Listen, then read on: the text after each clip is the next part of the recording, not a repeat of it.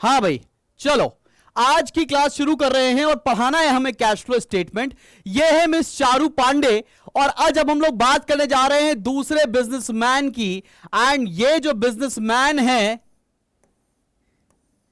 ये बहुत ही बड़े बिजनेसमैन है जिनका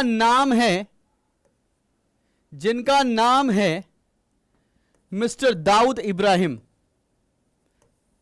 ये मिस्टर दाऊद है। जिस मिस्टर दाऊद की आप बात सोच रही है वही मिस्टर दाऊद है। काफी बड़ा बड़ा बिजनेस है इनका। टेररिस्ट हैं ये, टेररिस्ट। अब ये टेररिस्ट है और इनके बारे में बात करेंगे। बात समझते जाइएगा। मैंने क्या बोला कि भाई कैश का फ्लो, अब देखो कैश का फ्लो दो तरह से होगा। एक तो होगा इनफ्लो, एक होगा आउटफ्लो। यही हमारे साथ भी होता है। हमारे पर्स में पैसे हो तो इनफ्लो, पैसे चले जाएं तो आउटफ्लो। इनफ्लो का मतलब पैसे आना तो प्लस करना चाहिए, आउटफ्लो का मतलब पैसे जाना तो उसे माइनस करना चाहिए। बहुत बेसिक सी बात है ये। इनफ्लो का मतलब है पैसे आना, प्लस करेंगे, और आउटफ्लो का मतलब पैसे जाना, उसे माइनस करेंगे। ठीक है भैया। अब देखिए, मान लेते हैं मिस्टर दाऊद इब्राहिम को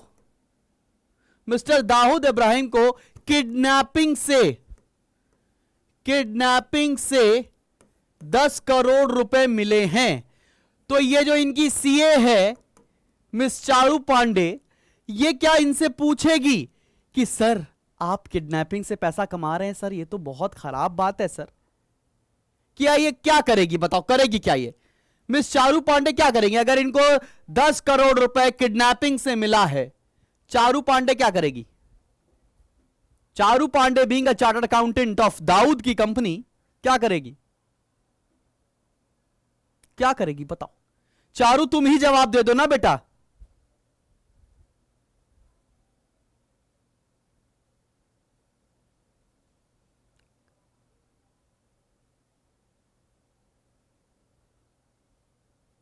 चारू के जवाब का वेट कर रहा हूं।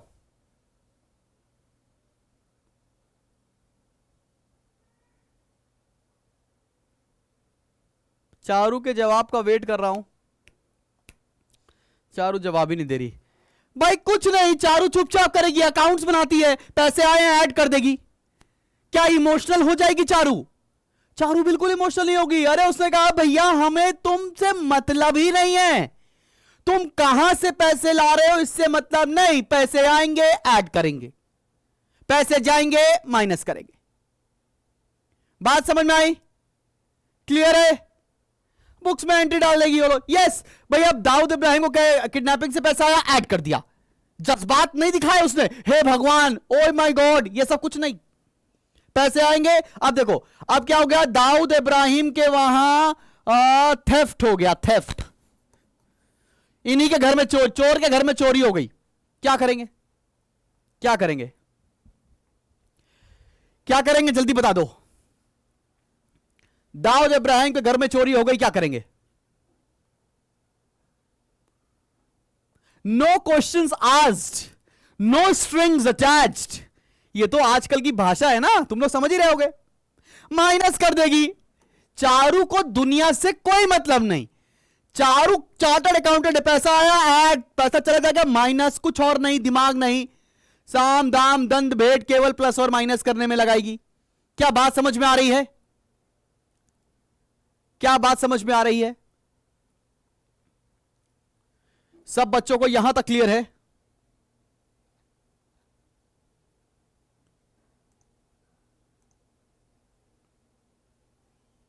हाँ जी भैया, यहां तक सर सबको क्लियर हो गया। चलो चलो चलो चलो चलो, मतलब तुम्हें यह समझ में आ गया कि कैश में दो तरह के फ्लो होते हैं, एक इनफ्लो होता है, एक आउटफ्लो होता है। यह क्लियर हो गया सब बच्चों को। इसमें कोई जज्बाती वाली बात नहीं है। अब आगे बढ़ते हैं। वैसे बिजनेस की ना cash flow statement, generally cash flow statement 3 तरह की एक्टिविटीज के ऊपर डिपेंडेंट होता है। ये एक्टिविटी क्या है? मान लेते हैं हमारी बहुत पुरानी बनाई हुई कंपनी थी SLW लिमिटेड। आपसे ये जिक्र तो हो रखा होगा पहले से कि SLW लिमिटेड कौन सी कंपनी थी। ये लोग लिपस्टिक बेचते थे, शिव लिपस्टिक वाला एक कंपनी थी, काफी बड़ी कंपनी है आज की डेट में। ठीक है, तो SLW लिमिटेड जो कंपनी है, अब 3 तरह से पैसा कमा सकती है। पहला, operating activity. Operating activity. Operating activity क्या? बिजनेस की कोर एक्टिविटी, कोर बिजनेस।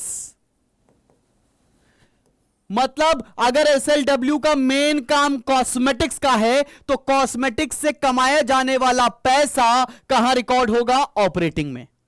अगर मेरा कोचिंग का बिजनेस है तो कोचिंग से कमाया जाने वाला पैसा कहां पर? ऑपरेटिंग में। मतलब किसी भी बिजनेस हाउस का जो कोर काम है वो कहां रिकॉर्ड किया जाएगा? ऑपरेटिंग में।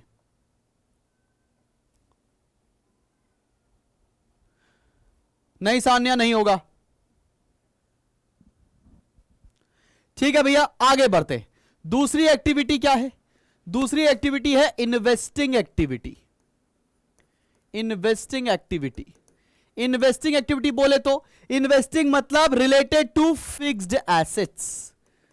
फिक्स्ड एसेट्स, मैंने बंगला खरीद लिया, गाड़ी खरीद ली, फार्म हाउस खरीद लिया, किसी के वहां शेयर्स में इन्वेस्टमेंट कर दिया। किसी भी प्रकार का फिक्स्ड एसेट में इन्वेस्टमेंट या सेल, कौन सी एक्टिविटी आती है? Investing activity. ऑपरेटिंग क्या हो गया? Main core business. इन्वेस्टिंग क्या हो गया? फिक्स्ड एसेट से रिलेटेड चीजें। बात समझ में आ रही है? एक बच्चा पूछ रहा है व्हाट इज कोर बिजनेस। अगर तुम कबाड़ का काम करते हो तो कबाड़ वाला काम कोर बिजनेस है। उसके अलावा तुम डायमंड मर्चेंट हो सकते हो। ठीक है भैया। तीसरी activity financing activity. Financing activity, financing activity बोले तो जहां से पैसे तुम रेज कर रहे हो। अगर तुमने शेयर्स इशू किए, तुमने लोन लिया, तुमने डिबेंचर्स इशू किए, ये सारी एक्टिविटी कौन सी? ये सारी एक्टिविटी फिनेंसिंग एक्टिविटी। क्या बोलो, समझ में आई बात? सब बच्चों को समझ में आई कि नहीं आई? सबको समझ में आई। अगर एसएलडब्ल्यू लिमिटेड पैसा कमा रहा है अपने कॉस्मेटिक्स से तो वो ऑपरेटिंग एक्टिविटी। एसएलडब्ल्यू लिमिटेड ने कुछ एसेट्स खरीद लिए या एसेट्स बेच दिए, इन्वेस्टिंग एक्टिविटी। एसएलडब्ल्यू लिमिटेड ने अगर शेयर्स इशू कर दिए या शेयर्स रिडीम कर दिए तो फाइनेंसिंग एक्टिविटी। क्या तीनों एक्टिविटीज में डिफरेंस समझ पा रहे हो? तीनों एक्टिविटीज में डिफरेंस समझ पा रहे हो सभी लोग? तीसरा टर्म है फाइनेंसिंग। फाइनेंस मतलब पैसों से रिलेटेड चीजें, पैसे रेस कर रहे होंगे, पैसे वापस कर रहे होंगे। तीन एक्टिविटी का कैटेगराइजेशन सबको समझ में आया है कि नहीं? Everybody on the floor please. Is it clear till here? लिखना है लिख लो भाई। अब मेरे को बस तुम एक चीज बताओ। अब एक चीज बताओ, एक चीज बताओ, तुम्हें समझ में आ जाएगा। लेट्स से लोन टेकन, ये इनफ्लो है कि आउटफ्लो है? प्रिया अगर बता सके तो बहुत ही अच्छा है। लोन लिया है, ये इनफ्लो है कि आउटफ्लो है? लोन लिया है मेरी जान, इनफ्लो है कि आउटफ्लो है? इनफ्लो है। पैसे आए रहे, जज्बात किनारे रख देना है। एक बच्चा बोला आउटफ्लो है। ये इन्होंने इमोशन ले आए बीच में। हर रिलेशनशिप में इमोशंस की जरूरत नहीं होती है बेटा। अरे पैसे आ रहे हैं, कैसे आ रहे हैं मतलब नहीं है, पैसे आ रहे हैं, इनफ्लो। लोन रीपेड, अब बताओ लोन रीपेड ये क्या है? लोन रीपेड ये क्या है? आउटफ्लो, बिल्कुल ठीक है। आउटफ्लो बिल्कुल ठीक है। आउटफ्लो बिल्कुल ठीक है। समझदार, शानदार। अगर मैंने बोला याद, let's say machinery purchased, machinery purchased, भैया इनफ्लो है कि आउटफ्लो? मशीनरी परचेज्ड इनफ्लो है कि आउटफ्लो? सब लोग बताओ।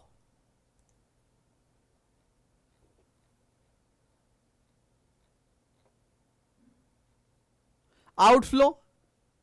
एक बच्चा बोला इनफ्लो है। अरे राज, मशीनरी खरीदते हो तो पैसा भी आता है क्या तुम्हारे पास? अकल भैंस चलने चली गई।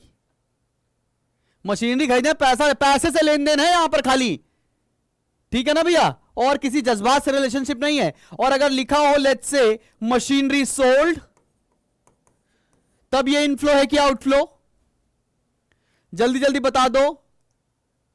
तब ये इनफ्लो है कि आउटफ्लो? Inflow, inflow, inflow. बहुत बढ़िया, बहुत सटीक जवाब दिया। अब लेट्स से एक और बात करते हैं।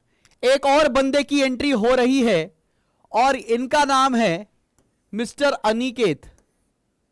ये जो अनिकेत भैया है ना, ये बहुत बड़े प्रॉपर्टी डीलर हैं,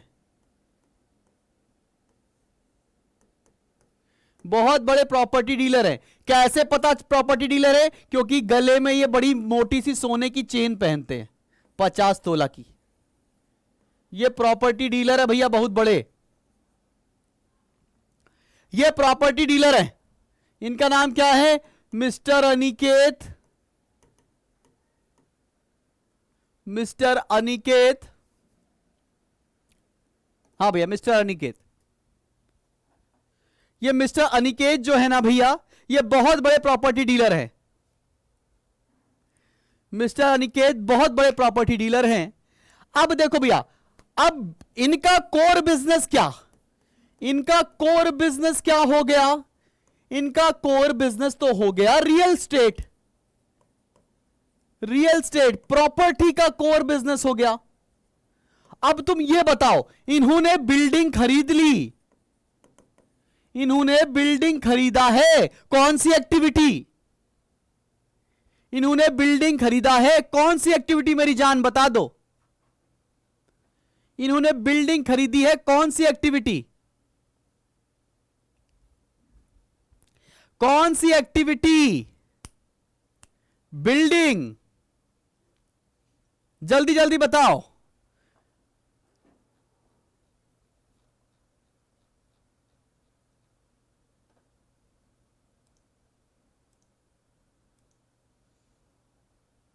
अब देखो, यहां पर कंफ्यूजन आ रहा होगा आपको। कंफ्यूजन दो चीजों में आ रहा होगा। बिल्डिंग खरीदी, क्या ये इन्वेस्टिंग है या ये ऑपरेटिंग है? ये कंफ्यूजन आ रहा होगा। अब सुनो भैया, अगर बिल्डिंग, क्योंकि इनका मेन काम तो रियल स्टेट का ही है, ये तो बेचते खरीदते रहते हैं बिल्डिंग, तो ये इनके लिए ऑपरेटिंग एक्टिविटी होगी, इन्वेस्टिंग एक्टिविटी नहीं होगी। बात समझ रहे हो? क्योंकि इनका मेन कोर बिजनेस है, इसको खरीदते बेचते रहेंगे, रेंट वेंट का काम कर रहा है, इनका कोर बिजनेस है। तो क्वेश्चन में तुमको यह समझ में आना चाहिए क्लियरली कि बिजनेस काहे का है। अगर फाइनेंशियल बिजनेस बोल दिया, शेयर्स डिबेंचर्स में डील करने वाला, तो वो उनके लिए ऑपरेटिंग एक्टिविटी हो जाएगी। रियल स्टेट की बात कर रहा है तो रियल स्टेट इनके लिए ऑपरेटिंग एक्टिविटी हो जाएगी। तो समझ में तब आएगा जब तुमको यह क्लियर हो क्वेश्चन में कि कोई बंदा किस तरह के बिजनेस में है। अगर नहीं मेंशन्ड है तो आपके लिए यह इन्वेस्टिंग एक्टिविटी ही होगी। बात समझ में आ रही है?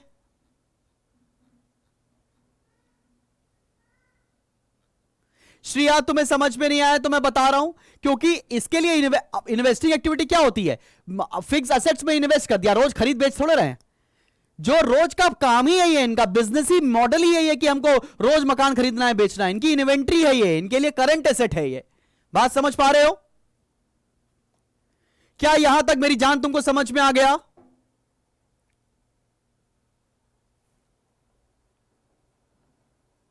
अबे चुप। एक और एग्जांपल लेते हैं। चलो भैया, एक हमारे बीच में एक ऋषिका दीदी है। ऋषिका दीदी ऑलवेज स्माइलिंग फेस, और ये जो मेरी बीवी से हमेशा बात करने को बोलती रहती हैं। She is a tall girl, और ये आज की डेट में बहुत ही बड़ी लेट्स से ब्रोकिंग कंपनी की ओनर है, ब्रोकिंग हाउस की ओनर है। मतलब इनका मेन काम क्या है? ये भैया शेयर्स में इन्वेस्ट, फाइनेंस का काम करते हैं, शेयर डिबेंचर लोन का काम करती हैं ये। तो मुझे ये बताओ, इनके लिए शेयर डिबेंचर लोन कौन सी एक्टिविटी हो गई?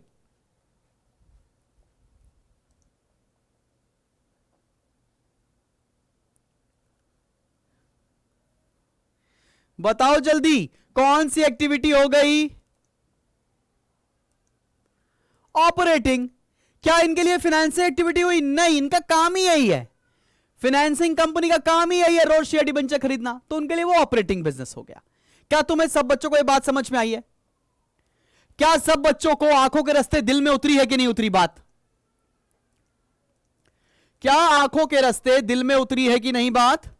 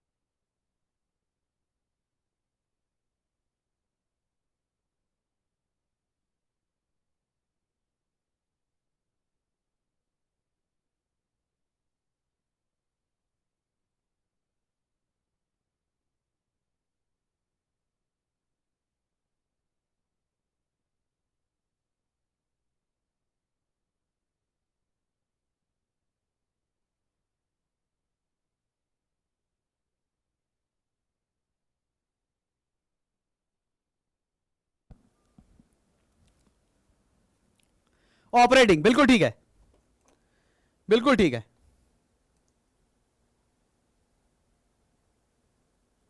इनके लिए फाइनेंसिंग क्या होगी? इनके लिए फाइनेंसिंग अलग सी एक्टिविटी होगी, जब आएगा तो बताएंगे।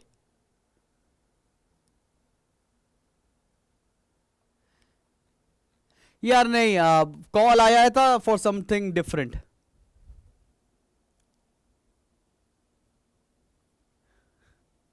कोई बात नहीं लक्षिता, मैम से बात नहीं कर रहे हैं।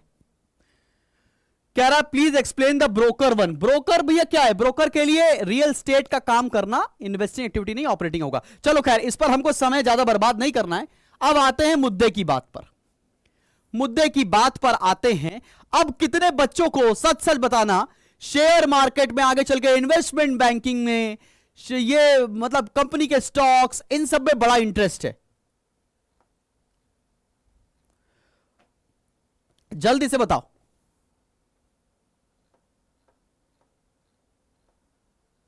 कितने लोगों को शेयर मार्केट इन सब में इंटरेस्ट है? अगर जिन बच्चों लोगों को शेयर मार्केट, डिबेंचर, कौन सी कंपनी अच्छा परफॉर्म करेगी, कौन सी खराब परफॉर्म करेगी, अगर उसमें इंटरेस्ट है, तो मैं ये चैप्टर उस एंगल से पढ़ाऊंगा। रादर मैं ये चैप्टर आपको सिखाने की कोशिश करूंगा, पढ़ाने नहीं। पढ़ा नहीं रहे यार, ये कहानी नहीं है जो तुमको पढ़ा दें हम। ये सीखने का काम करना है। जितना ज्यादा इस चैप्टर को इनहेरिट कर लोगे, आगे की जनरेशन सुधर जाएगी। अगर तुमने ये चैप्टर बिल्कुल दिल लगा के पढ़ लिया, जिंदगी में कभी तुमको नौकरी की कमी नहीं होगी। ये चैप्टर अगर आ गया, नौकरी की कमी आएगी ही नहीं जिंदगी में। भूखे नहीं मरोगे कभी भी। मैथ्स का ट्यूशन टीचर और अकाउंट्स का कैश फ्लो स्टेटमेंट अगर किसी बच्चे को आ गया, तो कभी भूखा नहीं मरेगा। 2 रोटी जरूर कमा लोगे अपने परिवार के लिए। चले शुरू करें। देखो भाई, अगर किसी भी कंपनी का तुमको एनालिसिस करना है, किसी भी कंपनी का तुम्हें एनालिसिस करना है, लेट्स से यहां पर तुम बैठे हुए हो and you are keeping an eye, you are being an owl and you are watching a company, कि उस कंपनी में इन्वेस्टमेंट करने वाला है या नहीं है। इस पॉइंट ऑफ व्यू से ये चैप्टर की शुरुआत कर रहे हैं। अब यहां पर मेरी जो ऑडियंस इस समय पढ़ाई कर रही है, 366 बच्चे जो दिख रहे हैं मेरे को, उनको इससे समस्या भी हो सकती है, सर अननेसेसरी आप चैप्टर को बहुत स्ट्रेच कर रहे हैं। तो भाई अगर तुमको समस्या होती है, तुम रिकॉर्डेड देख लेना 3x की स्पीड पर, ठीक है। लेकिन मेरा फर्ज बनता है कि मैं ये चैप्टर बच्चों को सिखा लूं। एज अ टीचर ये ड्यूटी है ये चैप्टर सिखाना, इसलिए समय लेकर बैठे हैं। आखिरी चैप्टर चल रहा है, शुरू करें।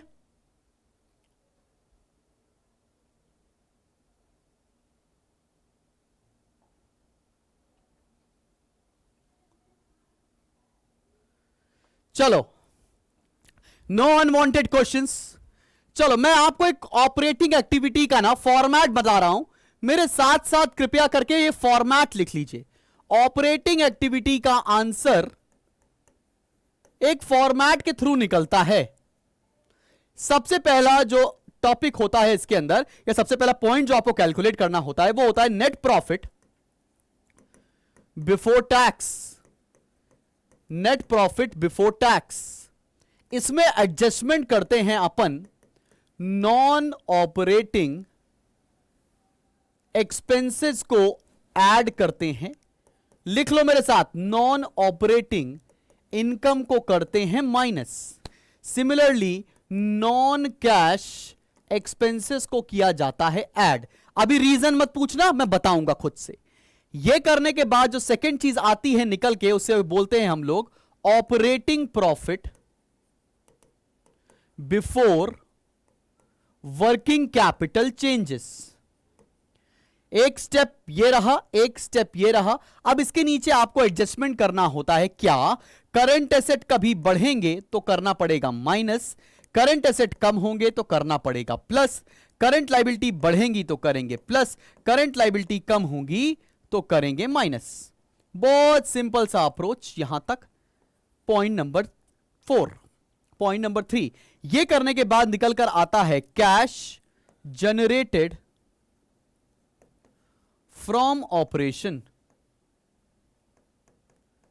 कैश जनरेटेड फ्रॉम ऑपरेशन, इसमें से अपन लेस कर देंगे टैक्स पेड, इसमें से लेस कर देंगे टैक्स पेड।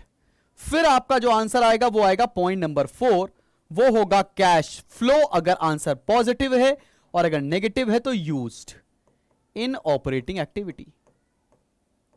मेरे साथ साथ तुम सबसे पहले आप ये पूरा पूरा फॉर्मेट लिख लो, केवल फॉर्मेट लिखो, एक एक आइटम का डिटेलिंग बताने वाला हूं।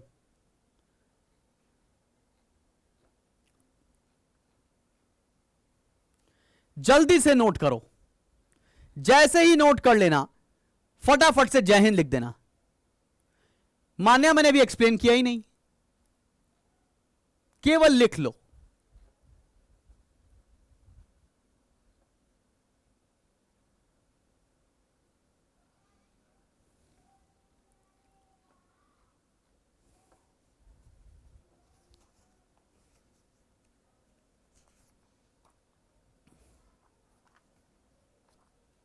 लिख लो फटाफट और जय हिंद लिखो।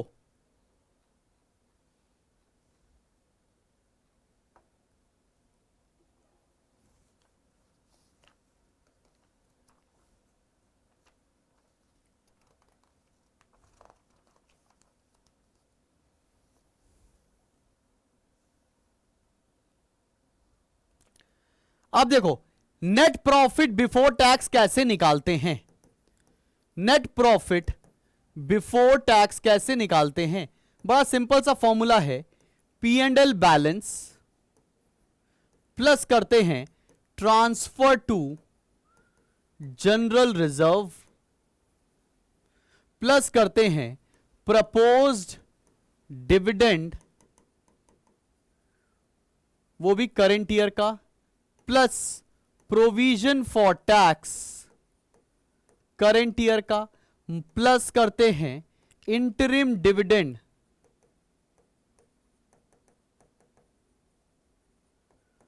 करेंट ईयर का, माइनस करते हैं रिफंड ऑफ टैक्स। ये फॉर्मूला लिख लीजिए।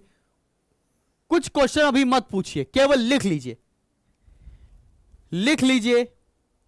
मेरी हैंडराइटिंग से रिलेटेड कोई क्वेश्चन ना पूछिए, मैं बोल भी रहा था तो आपको लिख लेना चाहिए था। केवल लिख लीजिए।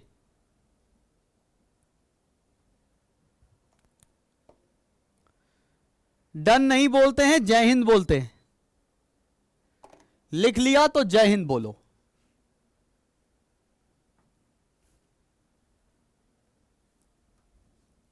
सी वाई बोले तो करंट ईयर बोला भी है।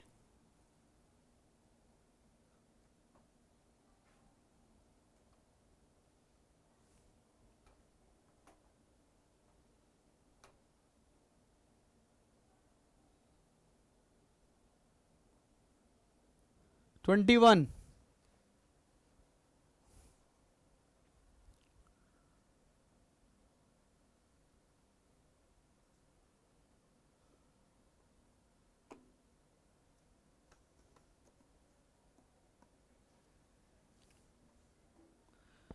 जल्दी जल्दी लिख लो।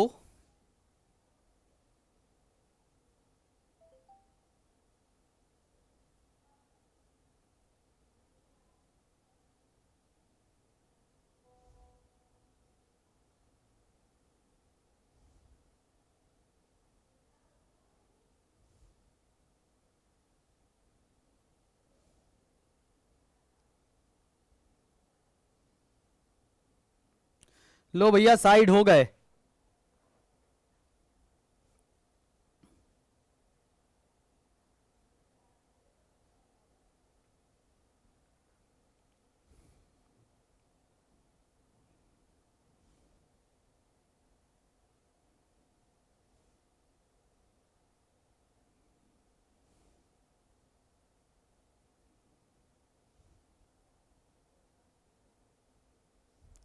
Everybody, whenever you are done.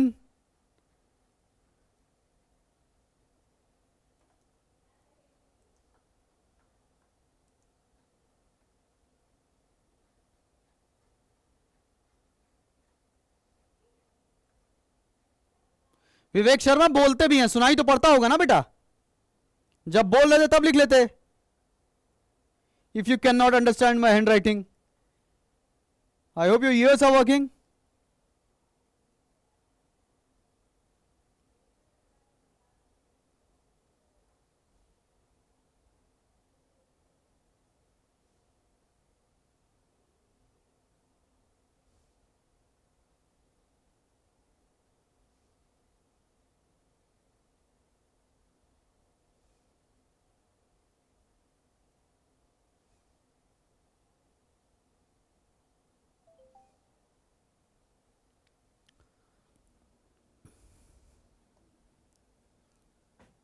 अब जो ये प्रपोज डिविडेंड का पॉइंट है, इसके ऊपर मैं एकदम लंबी सी क्लास लूंगा। इसके ऊपर हर साल एक अमेंडमेंट आता है, इसलिए need not worry about that. अभी जितना लिखवा रहे लिखते चलो, मैंने किसी की मीनिंग नहीं बताई है तो पूछो भी मत। बताऊं? सुनो मेरे भाई, क्या बोला मैंने।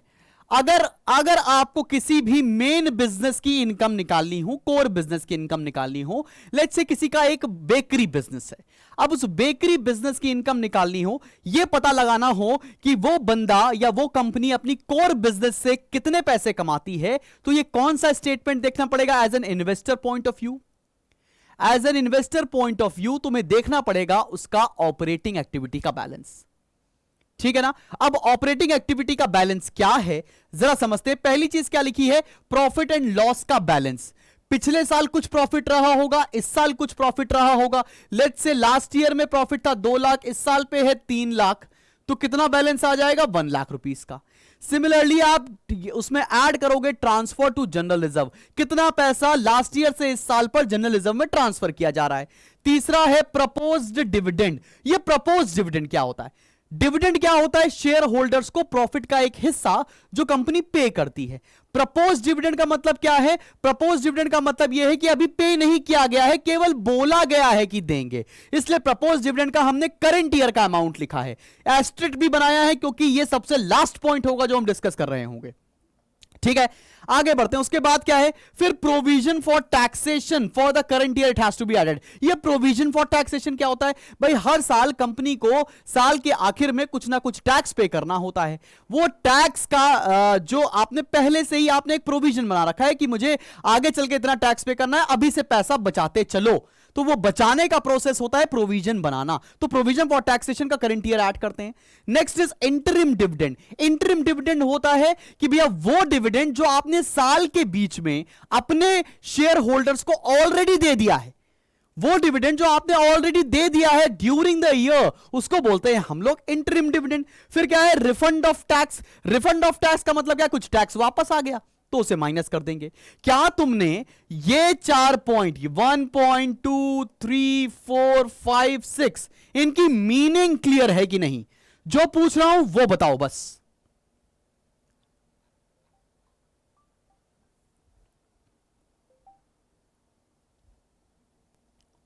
इनकी मीनिंग पता है। Third point is propose dividend और उस पर स्टार लगाया है।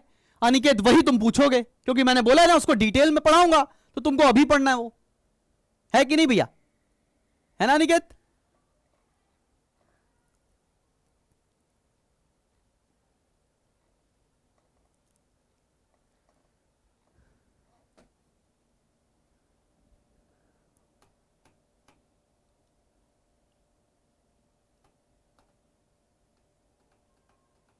देखो भैया, सब लोग ना एक एक पॉइंट पूछ लेंगे, तो ऐसा करो आप वीडियो दोबारा से देख लेना, आपको क्लियर हो जाएगा।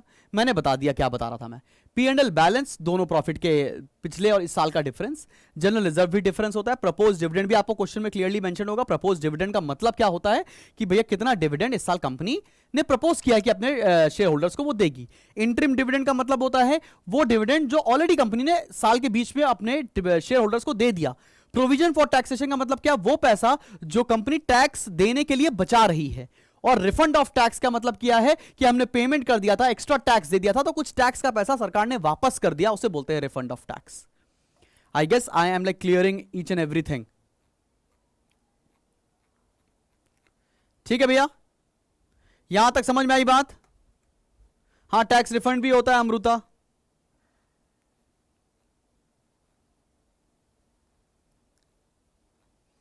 ठीक है भाई, आगे बढ़ते हैं, आगे बढ़ते हैं। अब देखिए, नेट प्रॉफिट बिफोर टैक्स आ गया, जो भी आ गया वो हमने यहां लिख दिया। अब आता है पहले आइटम की बात कि तुम्हें यह पूछना चाहिए सर ये नॉन ऑपरेटिंग एक्सपेंस क्या होते हैं। नॉन ऑपरेटिंग एक्सपेंस मतलब हमारे कोर बिजनेस के जो खर्चे हैं उसके अलावा अगर कोई खर्चा हो रहा है तो उसको बोलते हैं non operating expense. Let's say ये बंदा है एक, लेट्स से ये एक बंदा है, इसका नाम है मिस्टर डब्ल्यू, ठीक है ना। इस मिस्टर डब्ल्यू की है ना बेकरी है, इस मिस्टर डब्ल्यू की है बेकरी। अब इस बेकरी में जो खर्चा हो रहा है, लेट्स से रॉ मटेरियल आ रहा है, उसके बाद ऑफिस एक्सपेंस हो रहा है, फिर सेल्स एक्सपेंस हो रहा है, तो ये जो खर्चे हो रहे हैं इसके, ये कौन से खर्चे हैं? ये खर्चे हैं ऑपरेटिंग एक्सपेंसेस। क्या है ये खर्चे? Operating expenses. लेकिन इसके बियॉन्ड अगर कोई खर्चा हो रहा है, मान लेते हैं मिस्टर डब्ल्यू ने अपनी वाइफ को शॉपिंग करा दी, वाइफ को शॉपिंग करा दी, तो क्या वो ऑपरेटिंग एक्सपेंस है? डब्ल्यू ने अपने वाइफ को शॉपिंग करा दिया, क्या वो ऑपरेटिंग एक्सपेंस है? सब बच्चा पार्टी बताओ। अगर डब्ल्यू ने अपनी वाइफ को शॉपिंग करा दिया है तो क्या वो ऑपरेटिंग एक्सपेंस है? नहीं है, ऑब्वियस सी बात नहीं है। तो वो कौन सा एक्सपेंस हुआ? वो कौन सा एक्सपेंस हुआ मेरी जान? बिजनेस का खर्चा ऑपरेटिंग, बिजनेस के अलावा कोई खर्चा तो वो हो गया नॉन ऑपरेटिंग। नॉन ऑपरेटिंग खर्चा, समझ में आई बात? अब मान लेते हैं आगे चल के क्या हुआ, आगे चल के क्या हुआ कि भैया एक लड़की है हमारे कोचिंग में जिसका नाम है श्रेया, श्रेया इसका नाम है। अब श्रेया ने क्या किया सुनो भैया, श्रेया आगे चल के बन गई है income tax commissioner, income tax commissioner. अब वो क्या कर रही है? वो चेक कर रही है मिस्टर डब्ल्यू का अकाउंट, मिस्टर डब्ल्यू की बेकरी का बिजनेस। अब मिस्टर डब्ल्यू क्या है? मिस्टर डब्ल्यू निकले होशियार, उन्होंने क्या किया? In order to waive off the tax, in order to save the tax, इन्होंने क्या किया? अपने नॉन ऑपरेटिंग खर्चों को बिजनेस से माइनस कर दिया। इनके अपने नॉन ऑपरेटिंग खर्चों को बिजनेस से माइनस कर दिया। तो आइडियली उस तरह के खर्चों को आप क्या करेंगे? Being a income tax commissioner, अगर कोई कंपनी अपने नॉन ऑपरेटिंग खर्चों को बिजनेस के इनकम से माइनस कर रही है तो आपको क्या करना पड़ेगा? आपको क्या करना पड़ेगा जल्दी बताओ।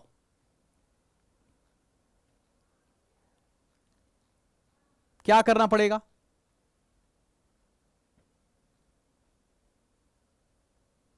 ऐड करना पड़ेगा। बिल्कुल सही बात बोल रहे हैं। अगर कोई बंदा या कोई कंपनी अपने बिजनेस की इनकम से अपने नॉन ऑपरेटिंग खर्चों को माइनस करता है तो असलियत में उसे क्या करना पड़ेगा? उसे ऑपरेटिंग में ऐड करना पड़ेगा। इसलिए हम लोगों ने यहां पर नॉन ऑपरेटिंग एक्सपेंसेस को ऐड किया है। क्या सबको समझ में आ गया? सीख पाए हो कि नॉन ऑपरेटिंग एक्सपेंस ऐड कर रहे हैं तो क्यों कर रहे हैं, उसके पीछे लॉजिक है। Is it logical enough? Everybody to respond.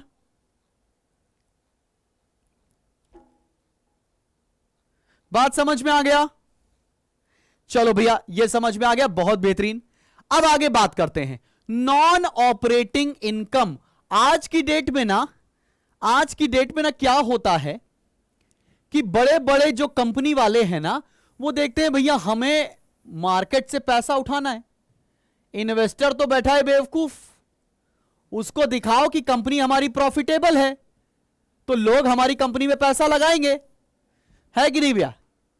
तो भाई देखो, मान लेते हैं इसी बद्दा, जो इसका नाम क्या था, इसका नाम था मिस्टर डब्ल्यू, इसकी बेकरी का नाम है THF bakery, the hazelnut factory. अब इसका, ये तो भैया मार्केट में बहुत जानी मानी कंपनी है। अभी क्या हुआ, इसका बिजनेस ना बहुत ही लॉस मेकिंग बिजनेस था, बिल्कुल फायदा नहीं होता था इसके बिजनेस से। लेकिन इसका एक और बिजनेस था, और वो बिजनेस था, लेट्स से कोई भी हो सकता है, लेट्स से क्या बिजनेस था इसका, क्या बिजनेस था, मान लेते हैं ये बेचता था फ्रूट्स, फ्रूट सेलर था, दूसरा बिजनेस का फ्रूट सेलर था, ठीक है, कोई और इनकम थी इसने। अभी इसने क्या किया, अब ये जान गया कि भाई the hazelnut factory, THF factory बड़ी लॉस में चल रही है, लोग इन्वेस्ट नहीं करेंगे, तो ऐसा करता हूं दूसरे बिजनेस की इनकम यहां ले आके ऐड कर देता हूं, और दुनिया यह समझेगी कि हेजलनट फैक्ट्री THF बड़ी प्रॉफिट मेकिंग कंपनी है, बड़ी प्रॉफिट मेकिंग कंपनी है। लोग सोचेंगे भैया THF तो बड़ी प्रॉफिट मेकिंग कंपनी, वाह वाह वाह, कैश फ्लो तो बहुत अच्छा दिख रहा है। लेकिन तुम निकले स्मार्ट, तुमने तुरंत पकड़ लिया, तुमने कहा ए भैया, ये तुम जो पैसा दूसरे बिजनेस का यहां डाल रहे हो ना, इसको तुम कर दो माइनस, मतलब नॉन ऑपरेटिंग इनकम को क्या करेंगे, माइनस कर देंगे, so that actual picture of the business could be ascertained. बात समझ में आ रही है? सबको समझ में आ रही? बहुत मेहनत लग रही भाई पढ़ाने में आज, पूरा फोकस से पढ़ो मेरी जान।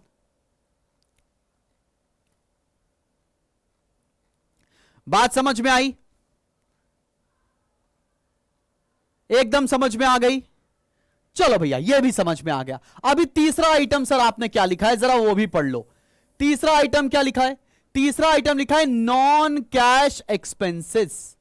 Non cash expenses, non cash expense क्या होता है, मतलब एक एक्सपेंस है लेकिन उसमें कोई पैसा नहीं जाता, जैसे कि डेप्रिसिएशन। डेप्रिसिएशन ना एक नॉन कैश एक्सपेंस है। ऐसा थोड़ा ना होता है, कार तुमने खरीदी या स्कूटी तुमने खरीदी 1 लाख रुपए की, अब तुम उसमें से रोज रोज स्कूटी चला रहे हो तो 200 रुपए अपने घर पे रख के चले आते हो, मम्मी आज तो मैंने 200 रुपए का डेप्रिसिएशन चार्ज करना है, ये लो 200 रुपए। तो डेप्रिसिएशन तो नॉन कैश एक्सपेंस होता है। तो ऐसे में क्या किया, बहुत सारी companies to in order to evacuate the tax process, उन्होंने क्या किया, अपनी कंपनी को घाटा दिखाना शुरू किया। घाटा दिखाना शुरू किया और क्या कहा कि भैया हमारे नॉन कैश एक्सपेंस बहुत ज्यादा है, बहुत खर्चा है, हमारे कैश फ्लो है ही नहीं, डेप्रिसिएशन बहुत ज्यादा लग रहा है हमारे बिजनेस पे। तो तुम निकले स्मार्ट, तुमने कहा अच्छा डेप्रिसिएशन तो कोई खर्चा ही नहीं है, वो तो नॉन कैश एक्सपेंस है, उसको ऐड करो चुपचाप। अभी तुम्हारे कान पकड़ते हैं, नॉन कैश एक्सपेंस को ऐड कर दिया, नॉन कैश एक्सपेंसेस को ऐड कर दिया। हर एक पॉइंट का लॉजिक क्लियर होना चाहिए मेरी जान।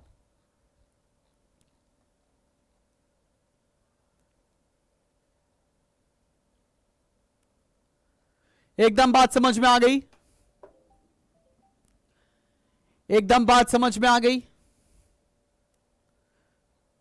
हर्ष, हम एक ही बिजनेस का कैश फ्लो निकाल रहे हैं ना, टाटा का मतलब ये थोड़ा ना तो सारे टाटा के बिजनेस प्रॉफिटेबल हैं। टाटा स्टील की बात करेंगे तो टाटा स्टील का कैश फ्लो निकालेंगे, टाटा पावर की बात करेंगे तो टाटा पावर का कैश फ्लो निकालेंगे। ऐसा नहीं टाटा स्टील का टाटा पावर में लगा दिए, दुनिया बेवकूफ नहीं है। चलो भैया आगे बढ़ते हैं आगे बढ़ते हैं मेरी जान। यहां तक तुमको चीज समझ में आ गई। अब ये ट्रीटमेंट करने के बाद हमने क्या पता लगाया, ये ट्रीटमेंट करने के बाद हमको पता चल गया operating profit before working capital changes. Obvious सी बात है, इसके बाद वर्किंग कैपिटल का ट्रीटमेंट होगा। वर्किंग कैपिटल क्या होता है, करंट एसेट और करंट लायबिलिटी का ट्रीटमेंट। वर्किंग कैपिटल क्या होता है, करंट एसेट और करंट लायबिलिटी का ट्रीटमेंट। अब देखो, मान लेते हैं ये है 2010 और ये है 2011। तुम्हारे पास 2010 में जीन्स थी, सारे लड़कियों से क्वेश्चन है ये, लड़कियों के पास 2010 में जीन्स थी लेट्स से 10, 2011 आ गया, अब उनके पास जीन्स हो गई हैं 500 रुपए, 500 जीन्स हो गई। लड़कियों का ऐसा होता है उनके पास पहनने के लिए कभी कपड़े नहीं रहते हैं, लेकिन अगर अलमारी खोल दो तो बाढ़ आ जाती है कपड़ों की, तुम गिर के दब के मर जाओगे, लेकिन कपड़े नहीं है बहना के पास, क्या कर सकते हैं। लेकिन कोई बात नहीं, कोई बात नहीं, अब मुझे यह बता दो बस, विवेक मेरे पास भी दो हैं। अब बहना बता दो, तुम्हारे पास पहले 10 जीन्स थी, अभी 500 जीन्स है, तुम्हारा इनफ्लो हुआ है कि तुम्हारा आउटफ्लो हुआ है? तुम्हारा इनफ्लो हुआ है कि तुम्हारा आउटफ्लो हुआ है? सारी बहना बता दो जरा, तुम्हारा इनफ्लो हुआ है कि तुम्हारा आउटफ्लो हुआ है? Outflow, outflow, outflow. तो आउटफ्लो को प्लस करना चाहिए कि माइनस? आउटफ्लो को प्लस करना चाहिए कि माइनस? जल्दी जल्दी जल्दी जल्दी।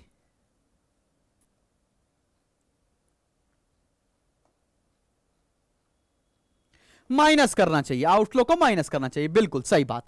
अब जरा इसी चीज को रिप्लेस कर कर एक एसेट से रिप्लेस कर रहे हैं। लेट्स से हमारे पास स्टॉक था 1 लाख रुपए का, अभी बढ़ के हो गया 2 लाख रुपए का। इसका मतलब क्या हुआ? मेरे पास स्टॉक पहले 1 लाख रुपए का था, अभी स्टॉक बढ़ के 2 लाख रुपए का हो गया है। इसका मतलब हुआ क्या है?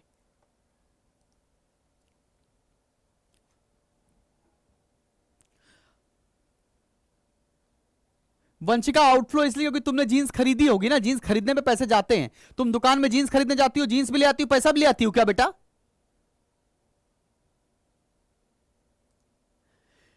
ये आउटफ्लो परचेज हो गया स्टॉक का। आउटफ्लो है तो क्या करेंगे? ये आउटफ्लो का केस है तो इसको क्या किया जाएगा? माइनस। तो यहां से क्या हम ये कंक्लूजन निकाल सकते हैं कि करंट एसेट बढ़ता है तो उसे करते हैं माइनस? यही तो लिखा है मैंने यहां पर, करंट एसेट बढ़ता है तो उसको करते हैं माइनस। संभव मेरी जान, पैसे का धंधा चल रहा है। अबे स्टॉक आया है, हम पढ़ रहे हैं कैश फ्लो, कैश के बारे में। पैसा आया क्या? जज्बाती लड़के।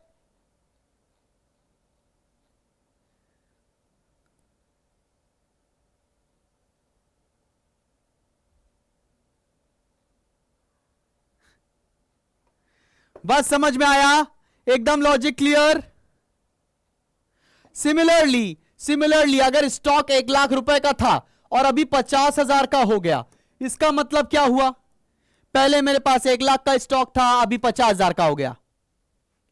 मेरे पास पहले 1 लाख का स्टॉक था, अभी 50,000 का हो गया। भाई साहब बता दो, धंधे पे बैठा हूं, बता दो क्या हो गया?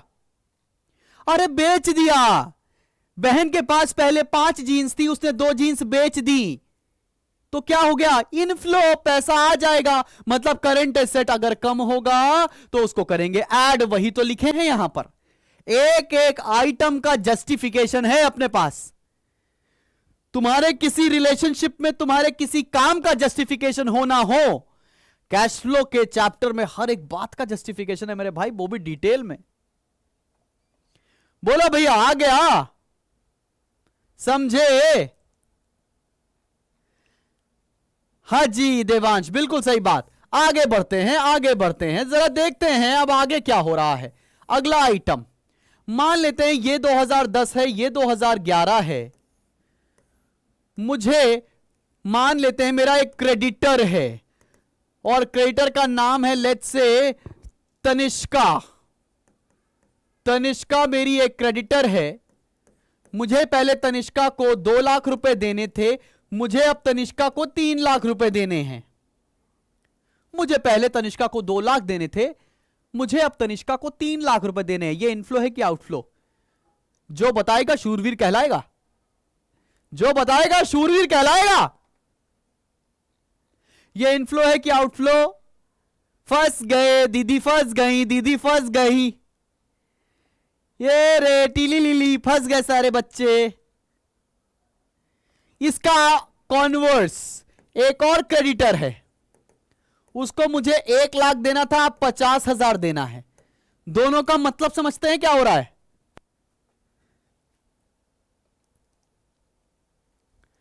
पहला वाला आउटफ्लो है कि दूसरा वाला आउटफ्लो है? पहला वाला आउटफ्लो है कि दूसरा वाला आउटफ्लो है?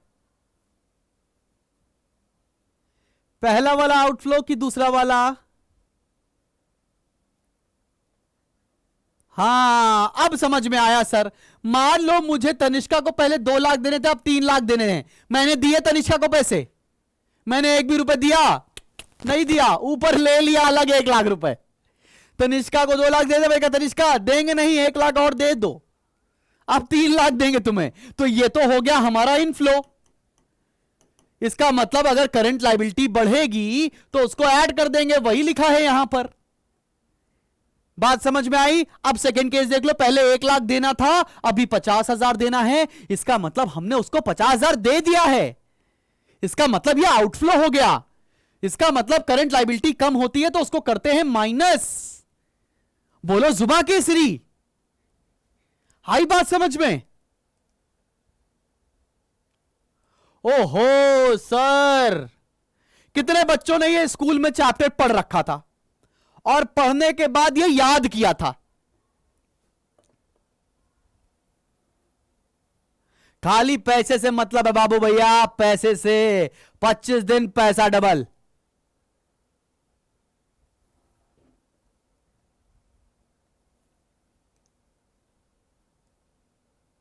गला बैठ गया यार बोलते बोलते।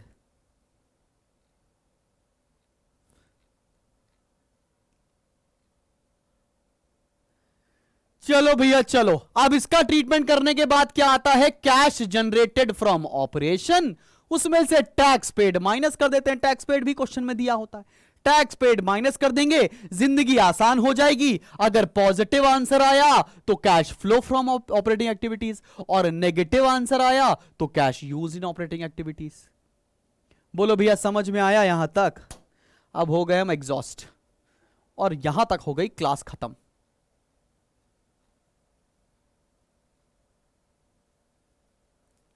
आर्यन भैया हाँ सही कह रहे हो तुम।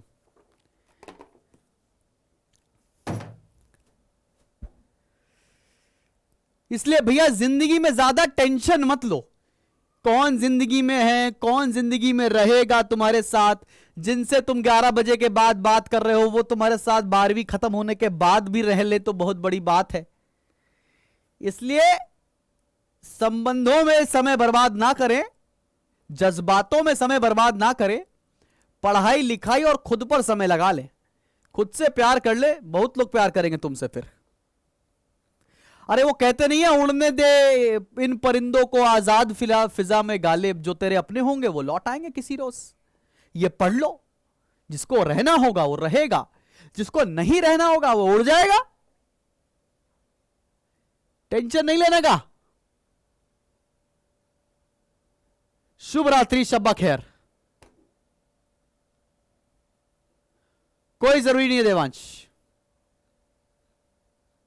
आप कोई लास्ट पॉइंट नहीं, भागो यहां से।